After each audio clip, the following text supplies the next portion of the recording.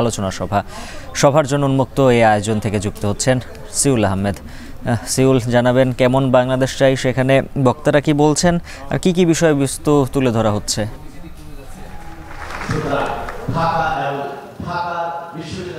উজ্জ্বল, আসলে ঠিক কিছুক্ষণ আগে এই অনুষ্ঠানটি শুরু হয়েছে এবং আপনি নিশ্চয়ই জানেন যে অনুষ্ঠানটি হচ্ছে সেটা হচ্ছে গণ অভ্যুত্থানের পরে আসলে কেমন বাংলাদেশ চাই।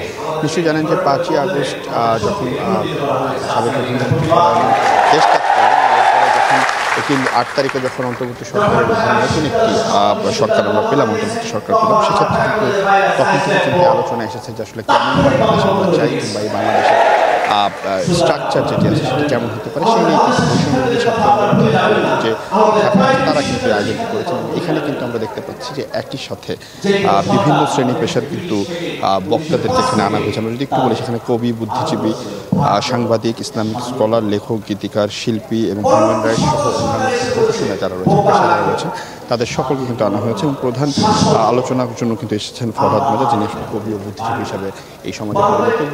কিন্তু বলা হচ্ছে যে এই যে এছাড়াও আমি আরেকটি বিষয় জানিয়ে রাখি, সেটি হচ্ছে যে এই আন্দোলনে যারা আহত হয়েছেন বা নিহত হয়েছেন তাদের স্বজনরাও কিন্তু এখানে এসেছেন। আমরা বেসরকারি বিশ্ববিদ্যালয়ের যে একজন শিক্ষার্থী যিনি আহত হয়েছেন, তারা পায়ে চিকিৎসা চলছে, তিনিও কিন্তু এই আলোচনায় এসেছেন। এবং একই সাথে কিন্তু মিরপুরে আমরা দেখেছি যে একজন মারা গিয়েছিলেন মিরপুর 2 নম্বর 5 তারিখে, আসলে এই যেদিন বিপ্লব হয় সেদিন কিন্তু একজন মারা গিয়েছিলেন, তার পরিবারের সদস্যরা কিন্তু এসেছেন। এখানে আলোচনায় যেটা চলে এসেছে যে এই যে বর্তমান অন্তর্বর্তী সরকার আছে কিংবা যে বাংলাদেশের মানুষ আছে, তাদের উপরে যেন এই যে ক্ষমতা কিংবা যে স্বাধীনতা, সেটি যেন পুরো ক্ষমতাটা যেন সরকারের পক্ষে না থাকে এবং সাধারণ জনগণতা হস্তান্তর করা হয় এবং যে সিদ্ধান্ত সেটা যেন সাধারণ জনগণ নিয়ে থাকে।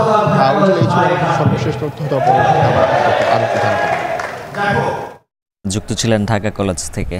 দেখছেন এখন ঢাকা।